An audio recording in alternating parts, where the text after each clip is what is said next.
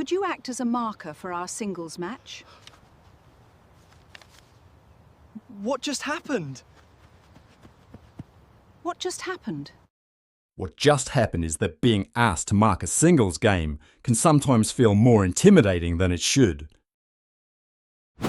The jack needs centering, touches need chalking, questions need answering, and somehow the scorecard ends up in your hand.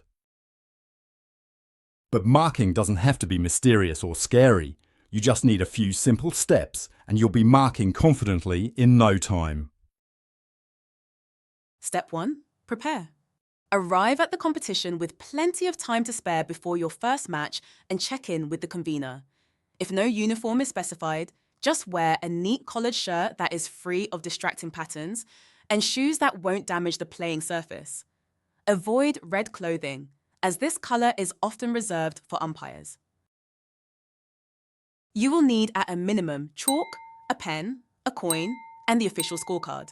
It's also nice to carry a string measure and bowl wedges that you can pass to the players if they need to perform a measure. You should familiarise yourself with the conditions of play for the tournament. Step 2. Set expectations. After you have completed a brief inspection of the rink to make sure all the needed equipment is present and in working order, meet the players. I'm Tom, I'll be your marker. Jason, red bowls, Douglas, blue, right? Good. I'll chalk touches and remove dead bowls. Scoreboard's mine when you're far, yours when near. Ready for the coin toss? Got all that? In order to create a warm and welcoming atmosphere, introduce yourself to the players. Make sure you know which bowls belong to each player. Make a discreet note on the scorecard if needed. Ask the players to give you a moment to mark touches. Let them know that you'll remove dead bowls that are out of bounds or in the ditch. Agree up front. When the head is beside the scoreboard, players should flip the score since they're already there. When the head is at the far end, the marker flips it. This keeps play moving without delay. Finally, conduct the coin toss to determine who will control the mat. Step 3. Centre the jack. After you've helped the players centre the mat and they've delivered the jack, it's time to centre it. Make sure the jack is within the rink before you start to centre it. If it's close to a boundary and at all questionable, have the players agree if it is in or out before you touch it. If they can't agree, call an umpire. The next question is whether the jack is long enough. If it's debatable, in their opinion or in yours as a marker, centre the jack first, then call an umpire for a jack measure. The minimum length is 21 metres on outside greens and 23 metres on indoor carpet, measured from the front of the mat. There are normally markings called hog lines that will help you determine the minimum distance, as measured from the tee, but remember that if the mat is up a certain distance, the jack must pass the hog line by that same distance to be legal. If the jack passes the tee and remains on the rink, it is spotted on the tee. If a jack is cast in the ditch, it is returned to the opposite player to be delivered. If the first player and then the second player throw an illegal jack, too short, out of bounds or in the ditch, the jack is placed on the tee and the original player may place the mat where they want, short of the hog line. Thankfully, most of the time you'll have a legal jack and your job is just to centre it. Do this using your hands, not your feet.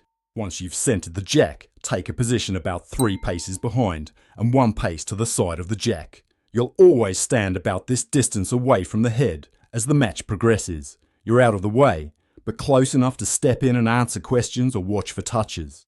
Stand still and take care not to cast a shadow over the head. In this instance, it would have been a little nicer for the marker to stand on the other side of the head due to her shadow. Try to stay on the same side of the head, irrespective of which hand the player is playing. Your goal is to fade into the background, and this is best done through consistency. Step 4. Respond to players and the game. This is the core of your role as a marker. You're down near the head to answer queries from players, mark touches, and facilitate gameplay. Am I up or down? You're holding 2. Answer questions players ask of you factually. It's nice to provide both verbal and visual answers. Note here that the player only asked if they were up or down, but it was correct to answer holding 2, as to just say up would have been almost evasive. that's not volunteering information, it's just being sensible. However, it would have been too much to point out which bowls were holding or what distance they were from the jack. This was not asked for. Answer only what they ask. Common questions players may ask include, am I up or down? Which bowl is shot? Do I have the tee? How short is the shot bowl? How long was my last bowl? Where is the jack? Be ready for these. Here, the player asks the gap on their last bowl and whether it is holding. See how clearly the marker communicates this visually. Give only answers you're sure of. Don't guess. If you cannot determine with certainty the shot count after a quick inspection, say it's a measure. It's better to do that than to give wrong information. You must maintain your role as an impartial facilitator. Accordingly, do not offer coaching or suggestions and do not react positively or negatively to the gameplay. Be on the lookout for drives. If a player is playing weight, make your way in front of the head without obstructing the player's view. From here, you will be able to clearly see if the delivered bowl becomes a toucher, and you will be safely out of the way of rebounding bowls and jacks. If a bowl looks like it might be a toucher, step in close to make a good determination. If it's a toucher, chalk it immediately before the next bowl is delivered. When there is jack or bowl movement, you must complete the following actions in order, as applicable. Chalk touches. Add rink markers for live bowls in the ditch. Remove bowls that are dead in the ditch or out of bounds. Add rink markers for the jack in the ditch or respot the jack if it is out of bounds. When a bowl is in motion, you can step in discreetly to get a closer look at the head and gather information so you can answer questions promptly. One note about conveying information. Convey what the player cannot see, not what they can see. The player can see how far narrow or wide the bowl is in relation to the jack. What they cannot see easily is how far long or short. So when they ask you how far past that bowl is, or the relationship between bowl and jack, don't give them the full diagonal distance like this poor fellow is doing. Say it's 2 feet past and show that distance.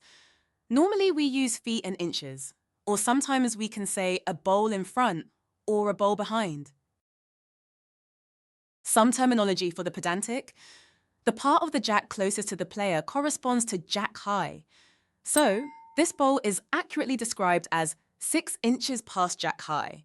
It's from the front of the jack, not the middle nor the back. This second bowl is 2 inches short of jack high. This is where a good marker shines. Most club markers would say it's jack level, but that 2 inches of protrusion could matter to a bowler deciding which hand to play. Give them the accurate information. After the last bowl of the end has come to rest, start your journey to the other end of the rink and await the players on the far side of the head. Let them agree on the score without suggesting or interfering. Once they've agreed, verbally state the total scores and get going to the other side of the rink. Never touch any of their bowls. Don't dawdle to mark the score. You can do that when you get to the other side. Pick up the mat if the players have left it out. By this time, the players are probably already delivering the next jack, so center it. Finally, flip the scoreboard if it's on the side of the rink you headed to.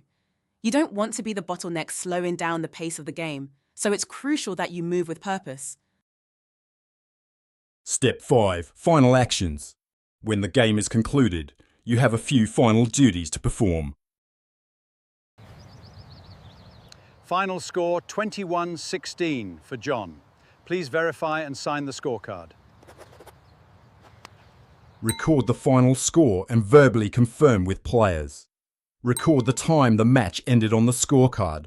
Have the players inspected and sign. Sign it yourself if there is a space for this. Shake hands with both players and promptly turn the scorecard into the appropriate official. That's it, you're done. Good job, marker.